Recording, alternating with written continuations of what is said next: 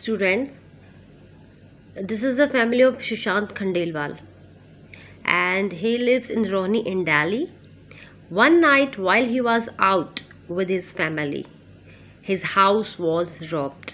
उसके घर में चोरी हो गई जब वो घर से बाहर गया अपनी फैमिली के साथ. When they returned, they found the door open. All their money and jewelry were missing, and their servant was fast asleep in his terrace room.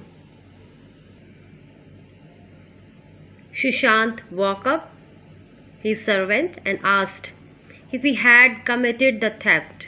यदि उसने चोरी को अंजाम दिया है. उसने ये पूछा अपने सर्वेंट से, क्या तुम्ही ने घर में चोरी करवाई है? सो सुशांत सर्वेंट क्लैम्ड, उसने बोला ही वॉज इनोसेंट, कि मैं बिल्कुल इनोसेंट हूँ. Sushant went to the police station and filed the first information report. The servant was arrested for the theft. The servant was arrested for the theft.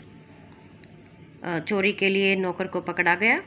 The police filed a charge sheet in the magistrate court. Charge sheet, a file in the magistrate court. The court gave a copy of the charge sheet including statement of witness to the servant, and then the case was presented before the judge. The servant told the court that he had no lawyer.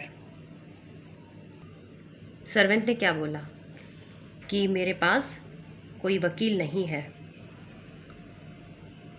and to defend him against the false case of theft. अपने आप को मैं कैसे बचाऊं क्योंकि मेरे पास तो कोई वकील नहीं है. इस झूठे केस जो मुझ पर ये झूठा केस लगाया गया है. So the magistrate appointed advocate Jain as the servant defence lawyer at the government's expense. तो क्या किया, मजिस्ट्रेट ने उन्हें एक वकील दिया, सर्वेंट को एक वकील दिया, और वो भी किसके खर्चे पर? गवर्नमेंट के. So advocate Jain meet the servant in the court and took the case papers. The public prosecutor appeared in the case on behalf of the state. He presented Sushant and his family as a key witness. Advocate Jain examined their neighbors and others as defense witness. The police then started investigating the case. The police questioned neighbors and the other people in the neighborhood. उन्होंने क्या किया, police ने आसपास सभी पड़ोसियों से पूछताछ की. After some days, the robbers were caught. कुछ दिनों के बाद चोरों को पकड़ लिया गया. It was not Sushant servant. वो सुशांत का सर्वेंट नहीं था. The judge heard the testimony of all the witnesses. After the testimony of the police, Advocate Jain argued before the judge that it was clear that the servant was innocent. और इन्हीं सभी बातों की जांच की गई, और उस जांच के आधार पर ही जो एडवोकेट जैन था उन्होंने ये आर्ग्यू किया इन फ्रंट ऑफ द जज के सामने कि servant was innocent, therefore he should be acquitted. Okay, so student, from the above this incident we can see what we can see. इस चीज़ से क्या पता चला आपको? Students, we have already learned that there are the 3 different levels of courts in our country: the Supreme Court, the High Court, and the subordinate court or district courts. There are 2 branches of legal system: criminal justice system and the civil justice system. We shall now learnt about our criminal justice system and the role of the police and how the two are closely related to each other. Okay, so now अब हम इस chapter में क्या पढ़ेंगे students? This is our next chapter, understanding criminal justice. Okay, so before going about this chapter, ये जानना ज़रूरी है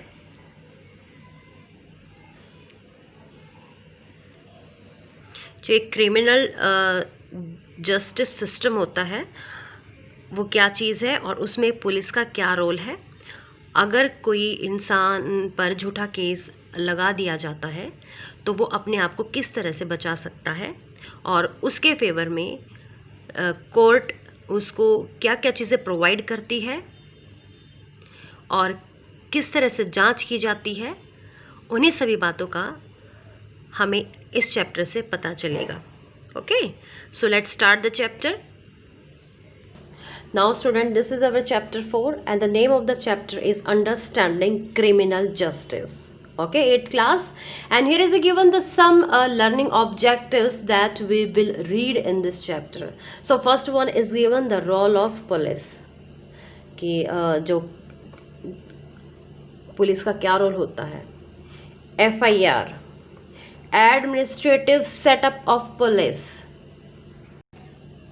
Public Prosecutor, Defense Lawyer and the Judge. Okay, so these are the objectives or the topics that we will read in this chapter. Okay, so let's start. First of all, let us understand what is the meaning of criminal justice, क्योंकि इस chapter में दिया गया है understanding criminal justice. सो उससे पहले हमें ये जानना है कि क्रिमिनल जस्टिस होता क्या है. So criminal justice system refers, किसको रेफर्स करता है? To the agency of the government responsible for enforcing criminal laws. It means ये गवर्नमेंट की एजेंसी होती है जो रिस्पॉन्सिबल किस चीज़ की रिस्पॉन्सिबल होती है? For enforcing criminal laws. Okay, and you know very well criminal laws क्या होते हैं? जो क्राइम होते हैं उनकी जांच, और जांच अगर की जाती है तो students there are the 4 key players in the criminal justice. Okay, 4 key players हैं इसके. 4 पार्ट्स में इसको डिवाइड, इट मीन्स कि 4 पार्ट हैं जहाँ पर काम किया जाता है, जो काम होता है. और उसके 4 पार्ट कौन कौन से क्रिमिनल जस्टिस के? द फर्स्ट वन है बेटा police. Okay, the first one is police, and the second one public prosecutor. Public prosecutor, public prosecutor means कि जिसके खिलाफ केस किया जाता है और वो उस चीज़ के में उसने वो क्राइम नहीं किया है और उसके पास पैसा भी नहीं है कि अपने लिए कोई लॉयर वो खड़ा कर पाए, तो गवर्नमेंट क्या करती है, जज क्या करते हैं, मजिस्ट्रेट क्या करते हैं, वहाँ ये चीज़ें प्रोवाइड है कि उसको पब्लिक प्रोसिक्यूटर, उसको भी अपने डिफेंस के लिए एक लॉयर दिया जाता है. सॉरी, यहाँ मैंने आपको गलत स्टेटमेंट दी है. पब्लिक प्रोसिक्यूटर उसको नहीं बोलेंगे. पब्लिक प्रोसिक्यूटर होता है जहाँ पर क्राइम किया गया है, क्राइम हुआ है, और जैसे कि मैंने अभी आपको स्टोरी बताई है कि स्टोरी में क्या था, सुशांत खंडेलवाल के घर पे चोरी हुई थी और उसने अपनी रिपोर्ट कहाँ पर करवाई? पुलिस के पास कराई. अब वो मजिस्ट्रेट के पास जाएगा, जज के पास जाएगा, तो उसे भी तो अपनी बातों को रखने के लिए कोई ना कोई चाहिए, तो इसलिए पब्लिक प्रोसिक्यूटर उन्हीं की तरफ से वर्क करते हैं. Okay, it means public prosecutor appeared in the case on behalf of the state. Okay, now the third one is defence lawyer. Defence lawyer, अब यहाँ बात आती है defence lawyer. It means defence जो कर रहे लॉयर, जैसे कोई फंस गया क्राइम में और वो इनोसेंट है, तो वो अपनी तरफ से जो उसको लॉयर प्रोवाइड होता है वो डिफेंस करता है उसका, तो इसी को बोला गया the defence lawyer. And the fourth one is जज। अब ये सारा का सारा मामला जज के पास रखा जाता है। It means criminal justice system there are the 4 key players. The first one is police. Police क्या करती है? FIR जारी करती है, रिपोर्ट लिखती है कि क्या क्राइम कहाँ हुआ है। और फिर पब्लिक प्रोसिक्यूटर जहाँ हुआ है उसकी तरफ से भी आते हैं। फिर डिफेंस लॉयर भी होता है और एक जज होता है। जज क्या करता है? इन सभी मामले की देख रेख करता है और जांच के आधार पर अपना जजमेंट देते हैं। ओके, अब यही चीज़ हम इस चैप्टर में पढ़ेंगे। Student, the police. अब ये पुलिस होती क्या है? So student, the parliament makes laws and these needs to be enforced properly and effectively. Parliament कानून बनाती है और उन्हें ज़रूरत क्या होती है कि वो कानून बहुत अच्छे और प्रभावित रूप से पूरे देश में चले। The government enforces the laws through a number of agencies.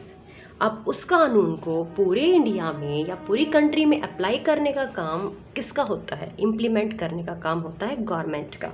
और उसको इम्प्लीमेंट करने के लिए उनको बहुत सी एजेंसीज की ज़रूरत होती है, number of agencies. Okay, so the police, और इसी में उस ई एजेंसी का जो फर्स्ट पार्ट है, प्राइमरी पार्ट कौन है? पुलिस। सो ये पुलिस क्या करती है? The police are the primary law enforcement agency होती है। ओके, और ये क्या करती है? आर रिस्पॉन्सिबल फॉर, ये किस चीज़ के लिए रिस्पॉन्सिबल होती है? Preventing crime. ओके, इसके लिए प्रिवेंटिंग क्राइम। अब इस बात को आप बिल्कुल याद रखें, the police the primary law enforcement agency होती है। Okay, and responsible for preventing crime and investigating crime also. Investigating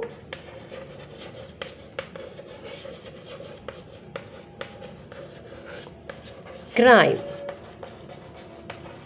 okay, and upholding the law, upholding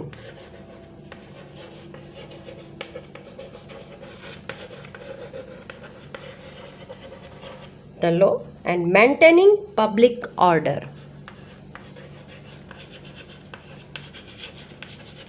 maintaining public order. Okay, so the police are responsible for these things. अगर हम इसको और अच्छे से पढ़ें तो हम ये भी कह सकते हैं कि पुलिस क्या करती है? The police protect the life and property. Protect करती है किसकी? लाइफ एंड प्रॉपर्टी की। And the police also help and protect the right and freedom of individuals. It means सबके अपने अलग अलग राइट होते हैं और सबकी अपनी अपनी फ्रीडम होती है।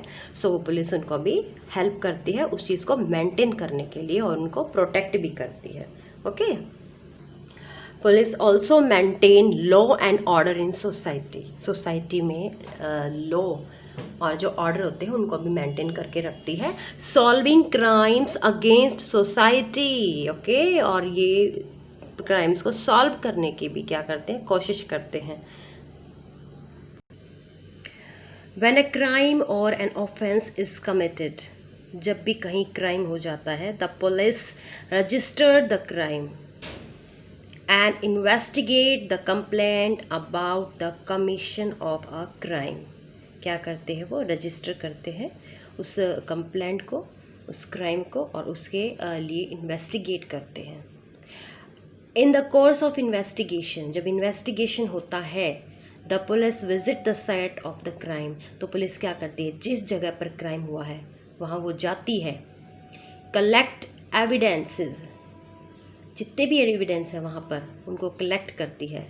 टॉक टू आई विटनेसेस, और विटनेसेस का मतलब अगर किसी ने उस क्राइम को होते देखा है आँखों से, बिल्कुल अपने सामने उनसे वो बातचीत करती है। And records statement of witnesses, और उन विटनेस की, उन गवाहों की स्टेटमेंट को रिकॉर्ड करती हैं, उसी टाइम वो उनको लिखती हैं। On the basis of the investigation, if the police think that the accused person is guilty, they arrest the accused. It means investigation करते टाइम पुलिस को ये लगे कि जो एक्यूज्ड पर्सन, इट मीन्स जिसने क्राइम किया है, एक्यूज्ड पर्सन उसी को बोला जाता है जिसने क्राइम किया है, अगर वो गिल्टी है और उससे मान लिया कि हाँ मैंने क्राइम किया है, या वो पकड़ा, या उसके फेवर में चीज़ें जाती हैं कि हाँ इसी ने क्राइम किया है, सो दे अरेस्ट द एक्यूज्ड, वो उसे पकड़ लेती हैं। The police files charge sheet in the magistrates court against the accused, और चार्ज शीट फिर वो दाखिल करती हैं। कहाँ? वेयर? मजिस्ट्रेट कोर्ट में। देखो कोर्ट में जाने से पहले, जज के पास जाने से पहले मजिस्ट्रेट के पास जाती है चीज़ें, और पुलिस पहले वहाँ पर उन चीज़ों को फाइल करती है। अब यू नो वेरी वेल कि FIR की जाती है वेयर? इन पुलिस स्टेशन में। वो FIR क्या होती है? What is the meaning of FIR? So FIR, first of all, let we understand the full form of FIR. First information report. FIR means first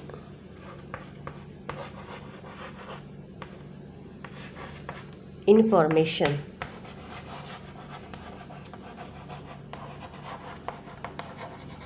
report. Okay, first information report. This is a written document. देखो FIR क्या होता है? Return document होता है।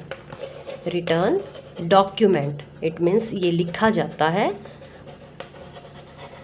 prepared by the police. An FIR can be registered either orally or in writing. और FIR है gives all the details. ये क्या क्या डिटेल्स देते हैं? FIR gives all the details, सारी की सारी डिटेल देते हैं। लाइक किस किस चीज़ के बारे में? Date, time and place. Date, time and place, it means crime कहाँ हुआ है, किस डेट को हुआ है, क्या टाइम था और कौन सी जगह थी, वो सारी की सारी चीज़ें FIR में मेंशन की जाती हैं। And place, place at which the offence is reported to have been committed. Okay, details of the incident, और डिटेल्स भी देते हैं किस चीज़ की? इंसिडेंट की। डिटेल्स ऑफ इंसिडेंट, कहाँ पर दुर्घटना हुई है, कहाँ अपराध हुआ है, इस चीज़ की वो डिटेल बताते हैं। And whether they were any I witness, और वहाँ पर आई विटनेस था या नहीं था, इस चीज़ की वो आई विटनेस। अब आई विटनेस किसको बोलेंगे? The person who is called upon in court to provide a first hand account of what he or she has heard, knows or seen. It means crime होते हुए उस इंसान ने उसको अपनी आँखों से देखा है, सुना है, या वो जानता है, उस चीज़ की वो गवाही कोर्ट में देता है, उसी को आई विटनेस बोला गया है। Student, this is the FIR statement. Okay, ये एक एग्जाम्पल है कि how to write the police FIR। Here is given the upper side, first information report, सारी की सारी डिटेल्स यहाँ पर राइट की जाती हैं, और फिर उन्हीं चीज़ को मजिस्ट्रेट के सामने दिखाया जाता है। Okay, the police must write down if information about the commission of an offence is given orally. The person giving information or making as a complaint has a right to demand that the information recorded by the police be read out to him or her.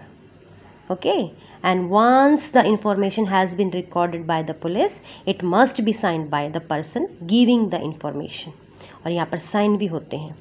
If the police officers refuse to write an FIR, अगर police officer मना कर देते हैं FIR को लिखने के लिए, a written complaint can be made to the higher police official and also to the district magistrate who will issue instruct for registration of an FIR. समझे, अगर मना करे तो हायर पुलिस जो ऑफिशियल्स होते हैं वहाँ पर हम जा सकते हैं, या डिस्ट्रिक्ट मजिस्ट्रेट क्या करते हैं, इंस्ट्रक्ट देते हैं कि तुरंत FIR को रजिस्टर करें.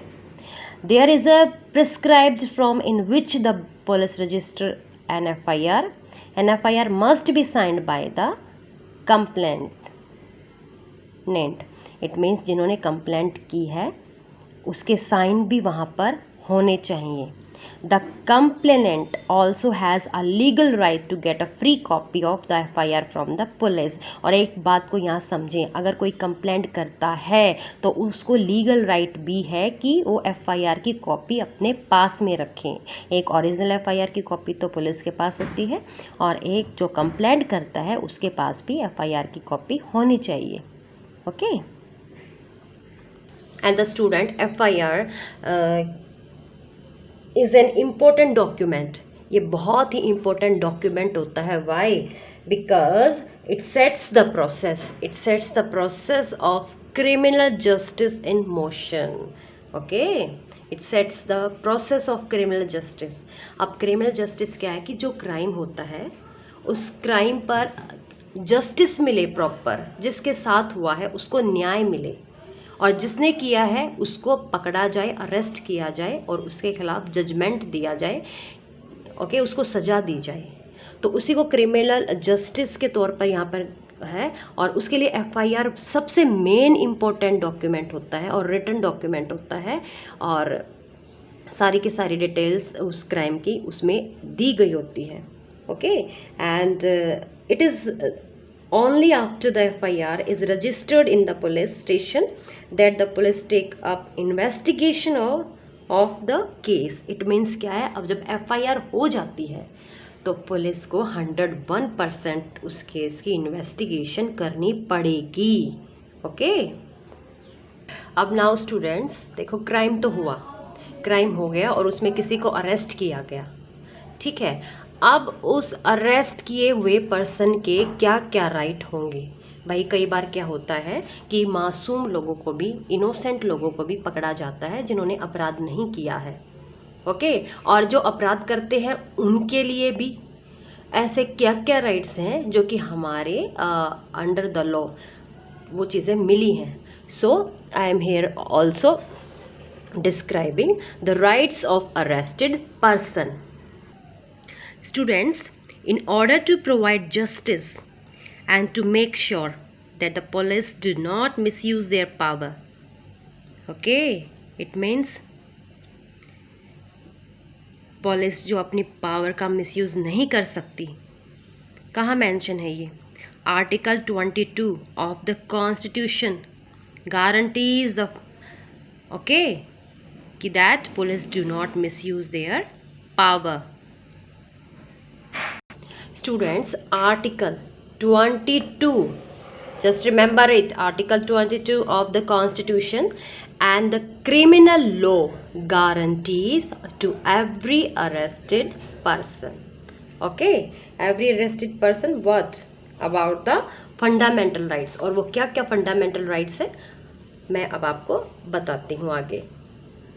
ओके, सो क्या क्या राइट है, वो क्या क्या फंडामेंटल राइट है. The first one is the right to be informed. The right to be informed किस चीज़ का इन्फॉर्म्ड करने का? At the time of arrest. Okay, of the offence for which the person is being arrested. And the second one also what? The right not to be tortured. Not to be tortured.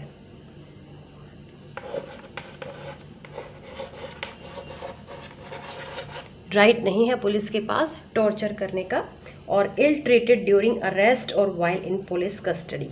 Okay, और ill treated, बुरी तरीके से उसके साथ व्यवहार नहीं कर सकते।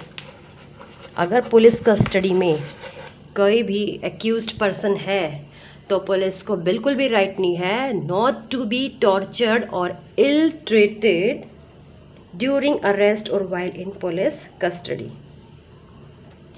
और जो एक्यूज्ड पर्सन होता है अगर उसको अरेस्ट कर लिया जाता है तो नेक्स्ट उसका राइट क्या है? The right to be produced before a जज विद इन 24 आवर।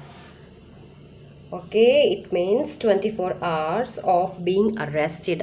उसको 24 घंटे के अंदर ही अंदर जज के सामने पेश करना जरूरी होता है। Okay, any confession made in police custody can not be used as an evidence against them. Okay, और एनी कन्फेशन जो उसने किया होगा पुलिस कस्टडी में उसको एज ए एविडेंस के तौर पे नहीं बताया जाता। And the student women or boys under 15 years of age, अब इस बात को बिल्कुल ध्यान से रखें, जो 15 साल तक की कम के एज के जितने भी फीमेल लड़कियां हों या बच्चे हों, बॉयज़ या लड़के हों, can not be called the police station for questioning. उनको पुलिस स्टेशन में नहीं बुलाया जा सकता किसी भी क्वेश्चंस की, किसी के बारे में भी पूछताछ के लिए। ओके, अब students you know very well police के भी कुछ रोल अब बताए गए हैं, लेकिन पुलिस को किस तरह से रखा गया है, उनका हेड भी तो कोई होता होगा और किस तरह से वो काम करती है, किसके अंडर में काम करती है, और पुलिस में कितने कितने क्या बोलते हैं उसको, रैंक होते हैं, वो सारी चीज़ें हम अब पढ़ेंगे। It means hierarchy of the police force. And students, the police force in the state is headed bye, police force in the state is headed by the commissioner. Okay, police force के हर एक state में जो head होते हैं वो उनके commissioner होते हैं। And also called director general of the police in some states, और इनको सम स्टेट्स में क्या बोला जाता है? Director general of the police. Okay, director general of the police, commissioner भी बोल सकते हैं। और किस स्टेट में, यू नो वेरी वेल हमारे इंडिया में बहुत सी स्टेट्स हैं, देयर आर द 29 स्टेट्स। अब उनमें जो पुलिस के हेड होंगे वो कमिश्नर होंगे और उनको डायरेक्टर जनरल ऑफ पुलिस भी बोला गया है। Each state is divided into district. अब students you know very well कि हमारे स्टेट में डिस्ट्रिक्ट भी हैं, जैसे कि हमारे हरियाणा में देयर आर द 22 डिस्ट्रिक्ट, और उन डिस्ट्रिक्ट में भी पुलिस के हेड होते हैं अलग से। देखो, पहले तो पूरी स्टेट का एक हेड होता है, जो कि पुलिस का कौन हेड होता है? कमिश्नर, या जिसको हम director general of the police कहेंगे। अब each state is divided into district, you know very well, and the police administration in each district is headed by the superintendent of police. Okay, और इसको हम SP से भी बोल सकते हैं और एसपी। ओके, अब now student, district also, now each district is further divided into 5 और 6 सर्कल।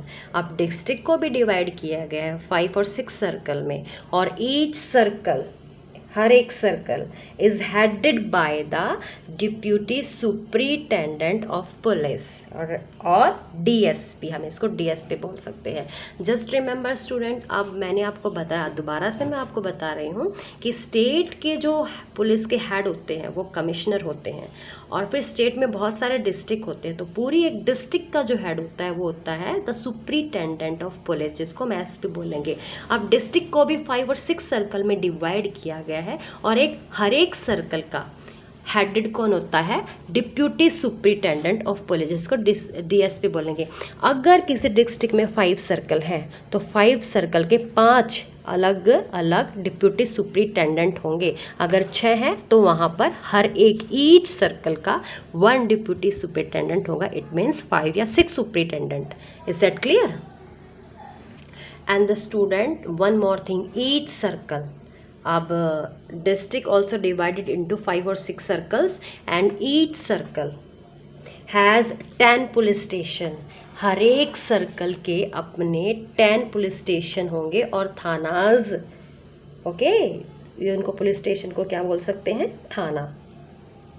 ओके, ईच थानाज is headed by the inspector of police. Okay, inspector. It means 5 और 6 सर्कल हैं तो हर एक का अपना अपना 10 पुलिस स्टेशन होंगे और इसको थाना भी बोल सकते हैं हम। और उनके हेड कौन होंगे? Inspector of police. अब now student, each circle has 10 police station और थानाज, और उन थानाज में थाना के headed by the inspector of police. उनका हेड कौन होता है? Inspector of police. और उस थाना में कौन कौन काम करते हैं? Sub inspector, assistant sub inspectors, head constable. Okay, and constable work under the inspector of police in a थाना। Okay, and student, in big cities have, अगर बिग सिटी है तो उनमें क्या होंगे? बिग सिटी हैव कमिश्नर्स, वहाँ पे commissioners भी होंगे। Commissioner, assistant commissioner, assistant commissioner and deputy commissioner. ये 3 रैंक वहाँ पर दिए गए होते हैं बिग सिटीज़ में। फर्स्ट आएंगे कमिश्नर, फिर उसके नीचे असिस्टेंट कमिश्नर, फिर डिप्यूटी कमिश्नर। और ये कहाँ पर? In big cities and big towns. Okay, अब नाउ स्टूडेंट्स, इस वीडियो पार्ट 1 में अब हम यहीं तक चीज़ों को देखेंगे। अब in next video, the part 2 of this chapter, we will read the process of criminal justice and the role of a public prosecutor and also some remaining topics. Okay, so till then keep reading.